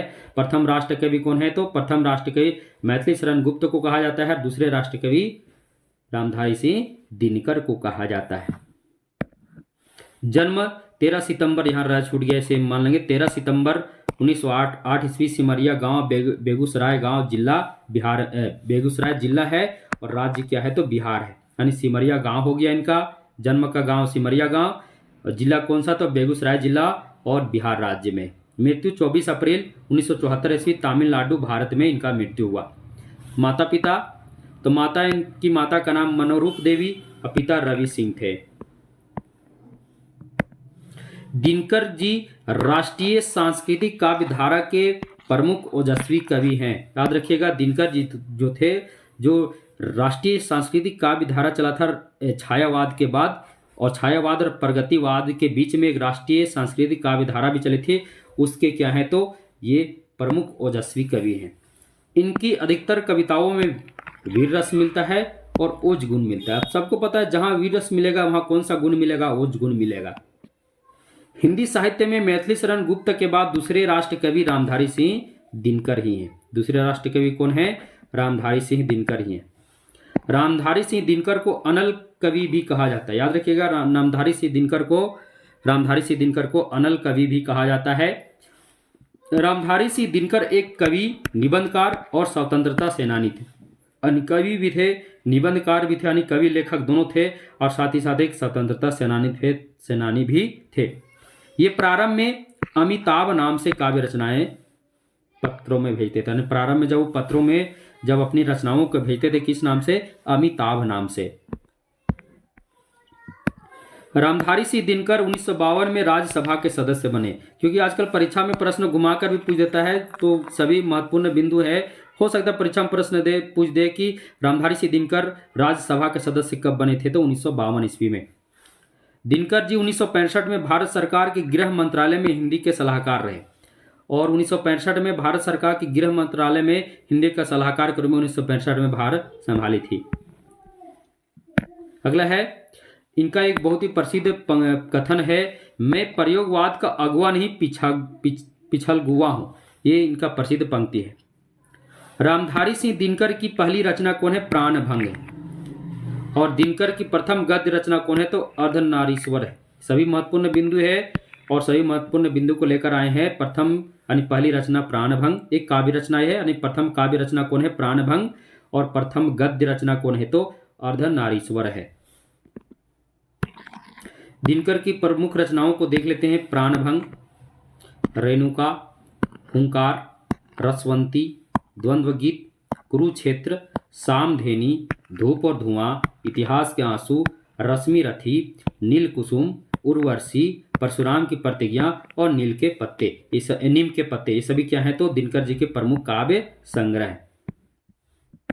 अब यह ध्यान दीजिएगा, रेणुका और हुंकार काव्य संग्रह में प्राधीनता काल की रचनाएं हैं। यानी रेणुका और हुंकार जो काव्य संग्रह इनका है, इसमें प्राधीनता काल की रचनाएं हैं। और सरकार ने इन्हें आपत्तिजनक मानकर स्पष्टीकरण भी मांगा है। माने जो अंग्रेज सरकार थी उस समय, उन्होंने इस पर स्पष्टीकरण भी मांग की थी। रसवंती काव्य में नायिका की विरह व्यथा का वर्णन किया गया है। रसवंती इनका जो काव्य, इसमें किसका वर्णन किया गया? तो नायिका का विरह व्यथा नहीं, विरह वर्णन किया गया।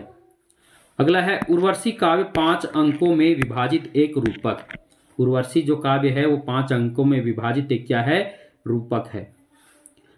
कुरुक्षेत्र की प्रसिद्ध प्रबंध, कुरुक्षेत्र जो है वो दिनकर की प्रसिद्ध प्रबंध काव्य है, जिसकी कथा वस्तु व्यास की महाभारत पर आधारित है। देखिए सभी महत्वपूर्ण पॉइंट है। कुरुक्षेत्र दिनकर जी की प्रसिद्ध प्रबंध काव्य है, जो क्या है तो जिसकी कथा वस्तु है वो व्यास की महाभारत पर आधारित है। अगला है रश्मि रथी, एक प्रबंध काव्य है जिसमें 7 सर्ग हैं। कितने सर्ग हैं? 7 सर्ग हैं। रश्मि रथी एक प्रबंध काव्य है जिसमें 7 सर्ग हैं। परशुराम की प्रतिज्ञा भारत चीन युद्ध पर आधारित है। यह भी बहुत ही महत्वपूर्ण है कि पूछ सकता है कि दिनकर की वह कौन सी रचना है जो भारत चीन युद्ध पर आधारित है? तो परशुराम की प्रतिज्ञा। अब ऑप्शन में देगा, जो विद्यार्थी इसको नहीं पढ़े रहेंगे वो परशुराम की प्रतिज्ञा कभी नहीं ऑप्शन को टिक करें, क्योंकि लगता नहीं है। परंतु याद रखिएगा, भारत चीन युद्ध पर आधार जो रचना है वो कौन सा है? परशुराम की प्रतिज्ञा है, इसलिए आप याद कर लीजिएगा। अब इनकी जो प्रसिद्ध जो महाकाव्य कह सकते हैं या खंड काव्य कह सकते हैं, ये महत्वपूर्ण से कुरुक्षेत्र, यहाँ से क्या क्या महत्वपूर्ण पॉइंट बनते हैं। यह एक विचारात्मक काव्य है। क्या है? कुरुक्षेत्र एक विचारात्मक काव्य है। इसमें कुल 7 सर्ग हैं। कितने सर्ग हैं? 7 सर्ग हैं। इसमें युधिष्ठिर और भीष्म के वार्तालाप के माध्यम से युद्ध और शांति के मानव मूल्यों को दर्शाया गया है। यानी इसमें युधिष्ठिर और भीष्म के वार्तालाप के माध्यम से युद्ध और शांति के मानव मूल्यों का क्या किया गया है? दर्शाया गया है।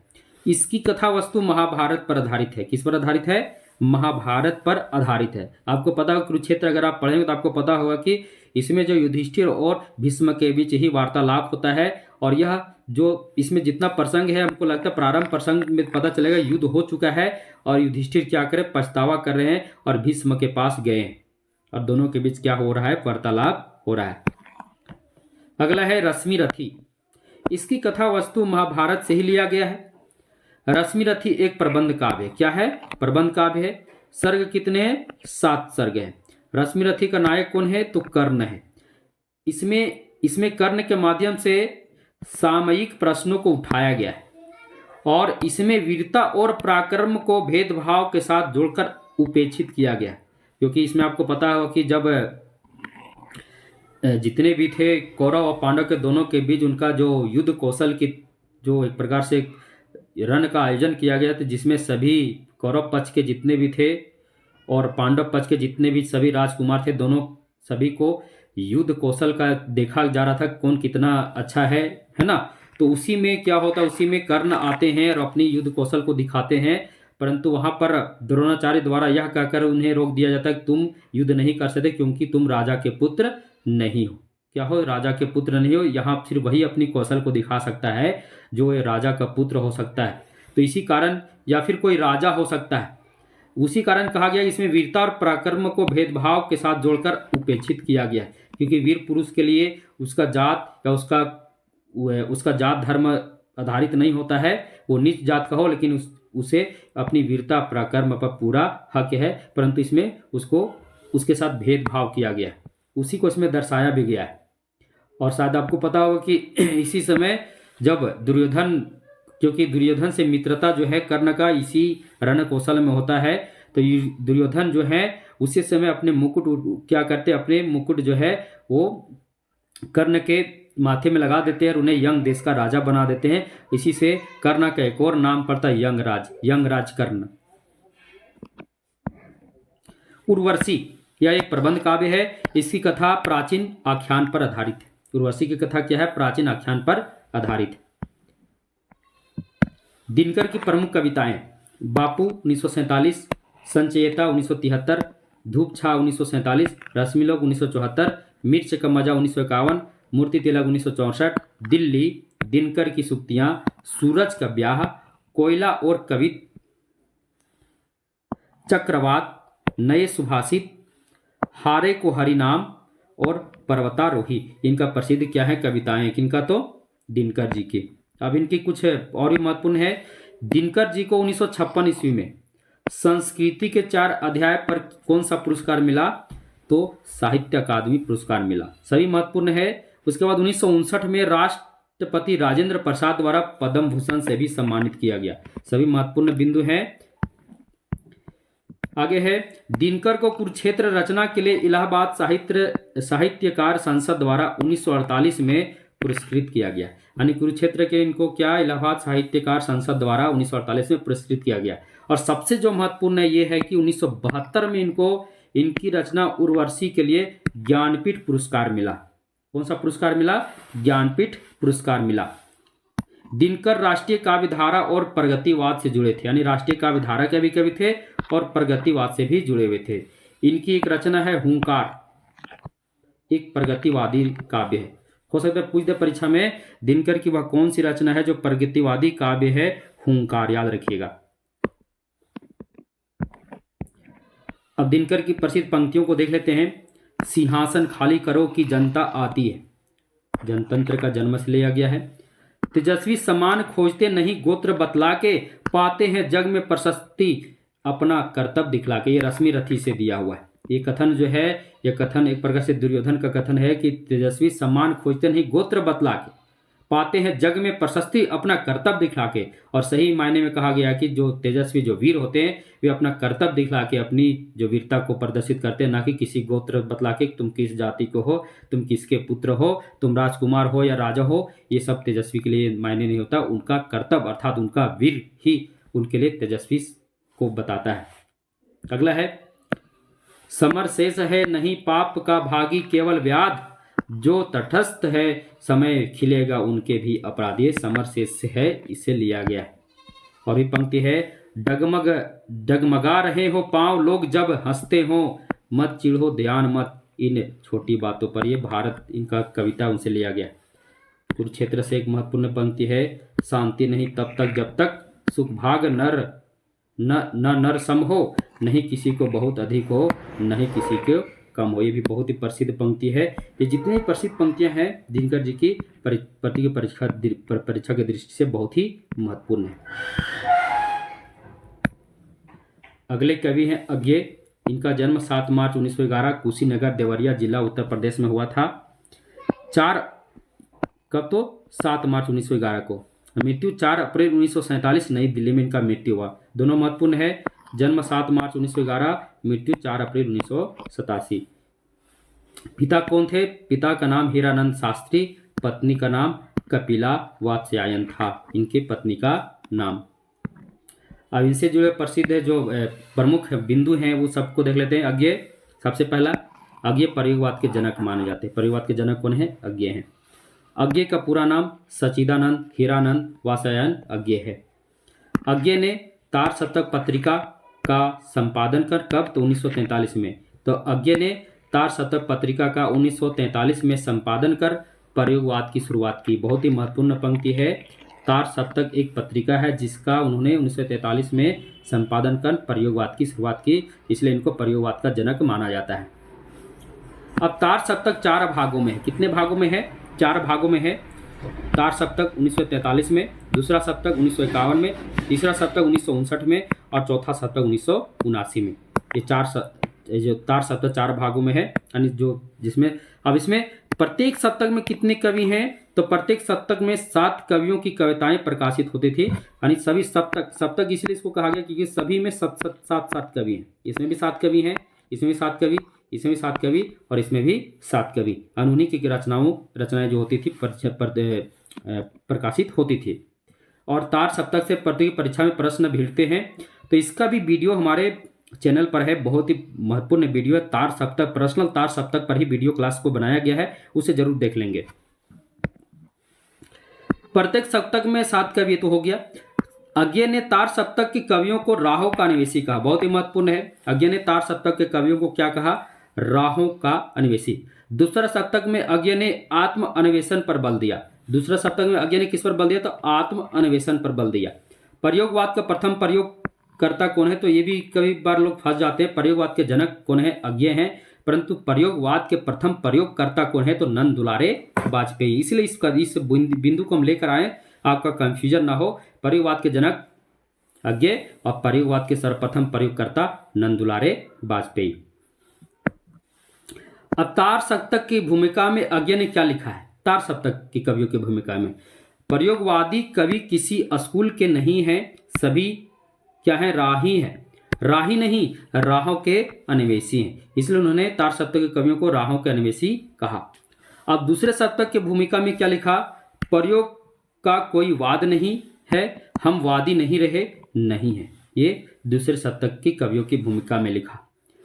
एक महत्वपूर्ण बिंदु इसको भी हम लेकर आए, प्रयोगवाद जो है फ्रायड दर्शन से प्रभावित। किस दर्शन से प्रभावित है? फ्रायड दर्शन से प्रभावित है। अब प्रयोगवाद के विषय में अज्ञे का मत, क्या मत रहा उसे भी देख लेते हैं। प्रयोगवाद कोई वाद नहीं, हम वादी नहीं रहे, नहीं है।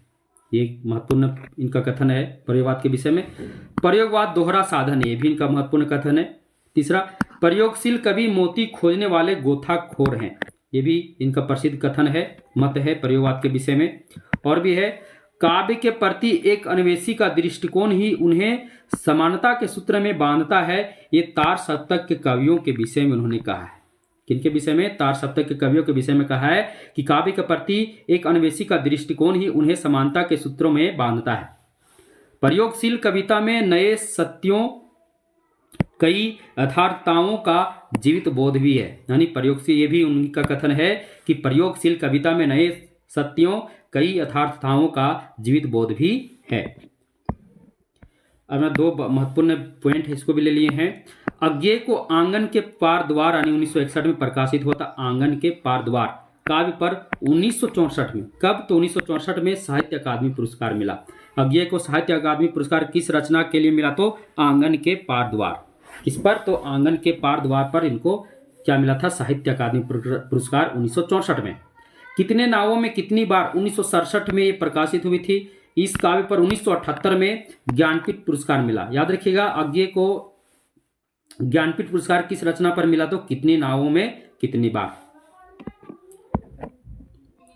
अब अज्ञे की प्रमुख काव्य रचनाओं को देख लेते हैं। भग्नदूत, चिंता, इतलियम, हरिघास क्षण भर, बावरा अहेरी, इंद्रधनुष रोंदे हुए, आंगन के पार द्वार, पूर्वा, सुनहले सवाल, कितने नावों कितनी बार, सागर मुद्रा, पहले मैं सनाटा बुनता हूँ, महावृक्ष के नीचे, अरि ओ करुणा प्रभा में। ये सभी क्या है? तो अज्ञे जी के प्रसिद्ध काव्य रचनाएं हैं।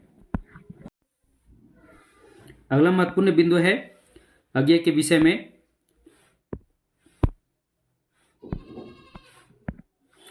पूर्वा जो इनका काव्य संग्रह, इसमें इत्यलम और हरिघास क्षण भर दोनों का सम्मिलित रूप है पूर्वा। कौन? इत्यलम और हरिघास क्षण भर दोनों काव्य रचना का सम्मिलित रूप है पूर्वा। अज्ञे ने सैनिक, विशाल भारत, प्रतीक, दिनमान इत्यादि पत्रिकाओं का भी संपादन किया। कौन कौन पत्रिकाओं का संपादन किया? तो देख लीजिए, सैनिक, विशाल भारत हमको लगता है, विशाल भारत, प्रतीक, दिनमान, इन सभी पत्रिकाओं का संपादन किया। अज्ञे को अंतर्राष्ट्रीय गोल्डन रिथ पुरस्कार भी मिला। ये भी बहुत महत्वपूर्ण है। अज्ञे को अंतर्राष्ट्रीय गोल्डन रिथ पुरस्कार भी मिला। और महत्वपूर्ण बिंदु है, शेखर एक जीवनी जो है दो भागों में है, नदी दो भागों में है। शेखर एक जीवनी जो है ये दो भागों में है। इसके अलावा नदी के द्वीप, अपने अपने अजनबी, ये अज्ञे जी के प्रमुख उपन्यास है। कौन कौन? शेखर एक जीवनी जो दो भागों में संकलित है, नदी के द्वीप, अपने अपने अजनबी, ये तीन प्रमुख उपन्यास अज्ञे जी के हैं। आगे देखिए, अरे यायावर रहेगा याद, इनका प्रसिद्ध यात्रा वृत्तांत है। याद रखिएगा, अरे यायावर रहेगा याद, इनका बहुत ही प्रमुख और प्रसिद्ध यात्रा वृत्तांत है, जहां से प्रश्न कई बार प्रतियोगी परीक्षा में पूछ चुके हैं। अब अज्ञे की प्रमुख पंक्तियों को देख लेते हैं, काव्य पंक्तियां जो प्रमुख हैं।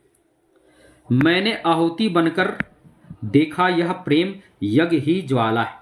ये भग्नदूत से लिया गया है। मैंने आहुति बनकर देखा यह प्रेम यज्ञ ही ज्वाला है। अगला प्रमुख काव्य पंक्ति है, मौन ही अभिव्यंजना है, जितना तुम्हारा सच है उतना ही कहो। ये भी इनका प्रसिद्ध काव्य पंक्ति है। और भी प्रसिद्ध काव्य पंक्ति है, हम नहीं, हम नदी के दीप हैं, धारा नहीं है। हम नदी के क्या है, दीप हैं, धारा नहीं है। ये भी इनका प्रसिद्ध क्या है, काव्य पंक्ति है। आगे है, ये उपमान मेले हो गए हैं, देवता इन प्रतीकों से कह कर गए हैं कृत। ये भी इनका प्रसिद्ध पंक्ति है। और एक और अंतिम प्रसिद्ध पंक्ति है, कोठरी में लो जलाकर दीप की गिन रहा होगा महाजन सेंत की। ये भी इनका क्या है, तो प्रसिद्ध पंक्ति है। अब अगले कवि हैं नागार्जुन के बारे में देख लेते हैं। नागार्जुन का जन्म 30 जून 1911 ईस्वी तरूनी दरभंगा बिहार में हुआ। मृत्यु 5 नवंबर 1998 होगा, यहाँ पर 1998 बिहार में हुआ। मूल नाम, नागार्जुन का मूल नाम वेदनाथ मिश्र था। याद रखिएगा भाई, बहुत बार ये परीक्षा में पूछता है, नागार्जुन का मूल नाम क्या था, वेदनाथ मिश्र। माता पिता, माता उमा देवी, पिता गोकुल मिश्र, पत्नी अपराजिता। ये इनका जीवन से ही जुड़ा हुआ है, तो यहाँ से जीवन से जुड़ा प्रश्न यहाँ से बाहर नहीं पूछ सकता है। अब देखिए प्रसिद्ध जो महत्वपूर्ण बिंदु इनके विषय में, नागार्जुन का पहला साहित्यिक उपनाम यात्री था। ये भी याद रखिएगा, इनका जो साहित्यिक उपनाम क्या है, यात्री उपनाम किनका है, तो नागार्जुन जी का ही है। ये संस्कृत और मैथिली में यात्री उपनाम से लिखते थे। ये यात्री उपनाम से किस भाषा में लिखते थे, संस्कृत भाषा में और मैथिली भाषा में रचना करते थे यात्री उपनाम से। आगे है, नागार्जुन की खड़ी बोली में प्रथम रचना राम के प्रति है। कौन सी है, राम के प्रति जो है वो खड़ी बोली में रचित प्रथम रचना है, राम के प्रति। नागार्जुन की मैथिली भाषा में प्रकाशित प्रथम कविता मिथिला है। ठीक है, सभी महत्वपूर्ण है। नागार्जुन की मैथिली भाषा में प्रकाशित प्रथम कविता मिथिला और खड़ी बोली में की प्रथम रचना राम के प्रति। आगे है, नागार्जुन को 1969 ईस्वी में पत्रहीन नग्नगाछ कृति के लिए साहित्य अकादमी पुरस्कार मिला। सभी महत्वपूर्ण बिंदु हैं। साहित्य अकादमी पुरस्कार नागार्जुन को किस रचना के लिए उनको मिला, तो पत्रहीन नग्नगाछ के लिए। कब, तो 1969 ईस्वी में।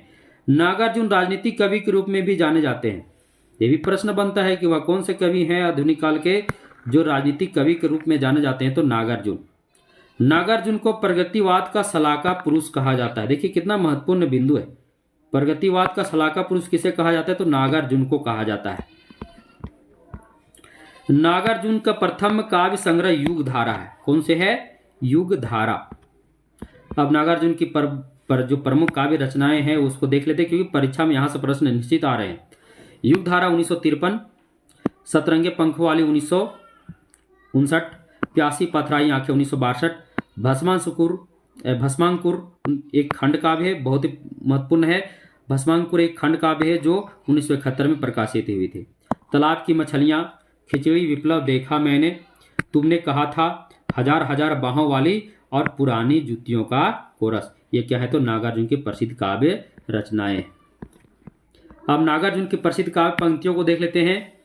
बोले तुम केवल 5 मिनट, चुप रहे आदमी 10,000 बस 5 मिनट।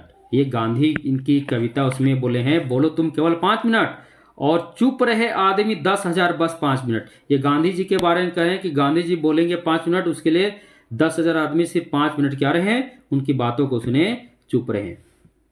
फिर है, धुन खाए सहतीरों पर 12 खड़ी विधा बाँचे, फटी भीत है छत चूती है, आले पर विसतुइया नाचे। ये भी क्या है, तो ये भी इनकी नागार्जुन की प्रसिद्ध पंक्ति है। आगे है, खेत हमारे भूमि हमारी, सारा देश हमारा है, इसीलिए तो हमको इसका चप्पा चप्पा प्यारा है। ये इनकी आत्मा एक कविता है, उससे ये प्रसिद्ध इनका पंक्ति है। एक और महत्वपूर्ण पंक्ति है, अमल धवल गिरी के शिखरों पर बादल को घिरते देखा है, बादल को घिरते देखा। ये भी नागार्जुन की प्रसिद्ध पंक्ति है। अगले कवि सर्वेश्वर दयाल सक्सेना को देखते हैं। जन्म 15 सितंबर 1927 बस्ती उत्तर प्रदेश में हुआ था। मृत्यु 27 सितंबर 1983 नई दिल्ली में हुआ। पिता का नाम विश्वेश्वर दयाल। 1943 ईस्वी में क्वींस कॉलेज वाराणसी से इंटर पास किए। इलाहाबाद से सक्सेना जी ने स्नातक और स्नातकोत्तर यानी बीए और एमए, है ना, बीए और एमए, ये कहाँ से, इलाहाबाद विश्वविद्यालय से उत्तीर्ण हुए। अब सर्वेश्वर दयाल सक्सेना तीसरा सप्तक के कवि हैं। किस सप्तक के कवि हैं, तो तीसरे सप्तक के कवि हैं। अब इनकी प्रमुख रचनाओं को देख लेते हैं। तीसरा सप्तक 1959, काठ की घंटियां, बांस का पुल, काठ की घंटी और बांस का पुल, काठ की घंटी लगा दिया गया, बांस का पुल। याद करने का तरीका है, एक सुनी नाव और एक सुनी नाव को भी लगा दिया गया है। गर्म हवाएं, कुआनो नदी, जंगल का दर्द, खूंटियों पर टंगे लोग, क्या कहकर पुकारो अब कोई मेरे साथ चले। अगर इसको याद करने तो बहुत आसान तरीके से याद कर सकते हैं। काठ की घंटियां, बांस का पुल लगा हुआ है और एक सुनी नाव है पुल के पास, उसमें गर्म हवाएं आ रही हैं और कुआनो नदी भी है और जंगल का दर्द है और जंगल में खूंटियों पर टंगे हैं लोग, क्या कहकर पुकारो कोई मेरे साथ चले। यानी इससे आप याद कर सकते हैं। इनका एक पंक्ति बहुत ही प्रसिद्ध है, जिनके सहारे लहरों से लड़ रहे हो वे घड़े कच्चे हैं। ये क्या है, तो ये सर्वेश्वर दयाल सक्सेना के क्या है, तो प्रसिद्ध पंक्ति है। एक और कवि बच गए हैं आपके, धूमिल, क्योंकि निर्धारित कवि काव्य विधि में के निर्धारित कवि अंतिम कवि धूमिल है। इनका जन्म 5 नवंबर 1936 वाराणसी उत्तर प्रदेश में हुआ था। मृत्यु 10 फरवरी 1975 लखनऊ उत्तर प्रदेश में हुआ। पूरा नाम सुदामा पांडे धूमिल। माता पिता का नाम क्या था, तो माता रजवंती देवी, पिता शिवनायक पांडे थे। पत्नी का नाम क्या था, मूरत देवी। तो इनका ये जीवन हो गया, जीवन से जुड़ा हुआ है। अब आगे देखते हैं। 38 वर्ष की आयु में ब्रेन ट्यूमर के कारण इनकी मृत्यु हो गई थी। कल सुनना मुझे रचना पर 1979 में साहित्य अकादमी पुरस्कार मिला। तो याद रखिएगा सभी, धूमिल को साहित्य अकादमी पुरस्कार उनकी किस रचना पर मिला, तो कल सुनना मुझे। तो कब मिला, 1979 में। धूमिल साठोत्तरी हिंदी कविता के प्रमुख कवि हैं। समकालीन कविता के अंतर्गत भी आते हैं। साठोत्तरी हिंदी कविता के प्रमुख कवि हैं। इनका विवाह देखिए 12 वर्ष में ही हो गया था। कितना वर्ष में, 12 वर्ष में ही इनका विवाह हो गया था। अब इनकी प्रमुख रचनाएं हैं धूमिल की संसद से सड़क तक, कल सुनना मुझे, सुदामा पांडे, धूमिल का प्रजातंत्र। ये तीनों इनका काव्य संग्रह है। क्या है, काव्य संग्रह है। धूमिल समग्र तीनों खंडों में प्रकाशित है, यानी 3 खंडों में प्रकाशित है। धूमिल समग्र भी एक है जो 3 खंडों में प्रकाशित है। कितने खंडों में, 3 खंडों में। अब इनकी प्रमुख कविताएं हैं, देख लेते हैं। विद्रोह कविता, हरित क्रांति, पटकथा, मोचीराम, रोटी और संसद, घर में वापसी, सच्ची बात, कविता के भ्रम में, गांव, हर तरफ धुआं है, खेवली और खिस्सा जनतंत्र। ये इनकी प्रसिद्ध कविताएं हैं। और इसमें जो प्रसिद्ध है, संसद से सड़क तक जो है, बहुत ही प्रसिद्ध इनका काव्य संग्रह है और कई प्रतियोगी परीक्षा में यहाँ से परीक्षा में प्रश्न पूछ चुके हैं। तो आज हम काव्य विधि लेकर आए, जितने भी प्रसिद्ध कवि थे सभी कवियों के विषय में आज हम काव्य विधि लेकर आए। और इसमें काव्य विधि में जितने भी 11 कवि शामिल थे, सभी कवियों का जीवन परिचय से लेकर उनकी काव्य रचनाएं से लेकर हिंदी साहित्य में उनसे जुड़े हुए जितने महत्वपूर्ण तथ्य से सभी तथ्यों को लेकर आए। मुझे उम्मीद है आज की क्लास आपको बहुत ही बेहतर लगा होगा और एक ही क्लास में संपूर्ण निचोड़ लेकर हम आए काव्य विधि। अब अगले क्लास में जब मैं आऊँगा तो काव्य कुंज में जितने भी कवि हैं, आदिकाल से लेकर भक्ति काल से लेकर रीतिकाल के कवि, सभी कवियों को लेकर एक और वीडियो क्लासेस में लेकर आऊँगा ताकि आपका सिलेबस पूरा हो। इसके अलावा आपको हम प्रारंभ में बता दिए थे कि आपको अगर भारतीय विजन क्लासेस पर आपके लिए हिंदी साहित्य का संपूर्ण नोट्स उपलब्ध है। हिंदी साहित्य के इतिहास आपको संपूर्ण नोट्स चाहिए तो वो भी मिल जाएगा। इसके अलावा अगर झारखंड के विद्यार्थी और अगर वे पेपर 2 में हिंदी लिए हैं, उसका भी संपूर्ण नोट्स हमारे पास उपलब्ध है। इसके लिए आपको क्या करना होगा, भारतीय विजन क्लासेस के टेलीग्राम ग्रुप में ज्वाइन करना होगा। और ग्रुप में ज्वाइन करने के लिए आपको वीडियो के डिस्क्रिप्शन बॉक्स में उसका लिंक भी दिया हुआ है। और अगर आप एक ही जगह संपूर्ण हिंदी साहित्य अध्ययन करना चाहते हैं प्रारंभ से, तो वीडियो के डिस्क्रिप्शन में सबका लिंक दिया हुआ है। प्रारंभ से सभी वीडियो को देख सकते हैं और सभी वीडियो में महत्वपूर्ण बिंदु है जहां से प्रतियोगी परीक्षा में प्रश्न आते रहते हैं। अब मैं जो सीजीएल की तैयारी कर रहे हैं या सहायक आचार्य की तैयारी कर रहे हैं या जेटेट की तैयारी में अभी से ही लग गए हैं और आने वाले झारखंड टीजीटी की तैयारी में अभी से लग गए हैं, उनके लिए जो नोट्स है, जो सिलेबस पेपर 2 में जो लगा हुआ सिलेबस का नोट्स है, सारा नोट्स मेरे पास उपलब्ध है। उसकी जानकारी भी मैं आपको दे रहा हूं। यहाँ देख लीजिए सारे सिलेबस में जितना कुछ लगा हुआ सब कुछ यहाँ आपको मिल जाएगा। सहायक देखिए, हिंदी भाषा की उत्पत्ति और विकास, हिंदी भाषा के विभिन्न रूप जो है, रचनात्मक भाषा, राष्ट्रभाषा, संपर्क भाषा, संचार भाषा, यहाँ देखिए सब कुछ आपके पास। साहित्य सिद्धांत है, काव्य कुंज, निर्धारित कवि, विद्यापति, कबीरदास, सूरदास, तुलसीदास, बिहारी लाल भूषण, रसखान सभी है।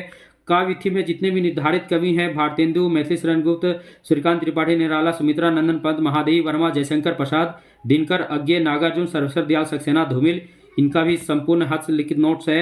नाटक में आपको भारत दुर्दशा, ध्रुव स्वामी, आधे अधूरे भी नाटक का भी हस्तलिखित नोट्स उपलब्ध है। इसके अलावा उपन्यास में चलिएगा तो तीनों उपन्यास है, राग दरबारी उपन्यास, मेलाचन उपन्यास और गोदान उपन्यास। सबसे बड़ी बात है कि सभी हस्तलिखित नोट्स है, हाथ से ही लिखे हुए हैं, जितने महत्वपूर्ण बिंदु सबको लिया गया है। अब कहानी में जेसीसी सीजीएल के अलावा पेपर 2 में जितने भी कहानी लगे हुए हैं आपके, क्योंकि झारखंड का जो झारखंड कर्मचारी चयन आयोग में जो पेपर 2 में हिंदी है वो सबके लिए महत्वपूर्ण है, यानी जो हिंदी भाषा लिए होंगे तो सबके लिए उसमें जितने महत्वपूर्ण कहानी वो भी शामिल है। और डॉक्टर नगेंद्र अन्य लेखक का संपूर्ण हिंदी साहित्य का हस्तलिखित नोट्स उपलब्ध है। और हिंदी साहित्य का इतिहास रामचंद्र शुक्ल जी का, यानी रामचंद्र शुक्ल जी का भी हिंदी साहित्य का इतिहास का वीर गाथा काल का हस्तलिखित नोट्स बन चुका है। भक्ति काल, रीति काल, गद्य काल बहुत जल्द क्या आप बनाएंगे। इसके अलावा व्याकरण भी है, जितना भी व्याकरण से आपका जो है सब कुछ मिल जाएगा। और इसके अलावा अन्य टॉपिक जहां से प्रतियोगी परीक्षा में प्रश्न आते हैं, इन सभी टॉपिक को भी लिया गया है और सब आपको मात्र 400 में मिलेंगे। इतने सारे टॉपिक के हस्तलिखित नोट्स मात्र आपको 400 रुपये में मिलेंगे। और जिनको भी लेना होगा वो भारतीय विजन क्लासेस के डिस्क्रिप्शन बॉक्स में, इस वीडियो के डिस्क्रिप्शन बॉक्स में जाएं और भारतीय विजन क्लासेस से ज्वाइन करें। और वहां से ज्वाइन करने के बाद वहां आपको पता चल जाएगा किस प्रकार आपको नोट्स लेने हैं। तब तक के लिए सभी को धन्यवाद। आज की रात्रि आपके लिए शुभ हो।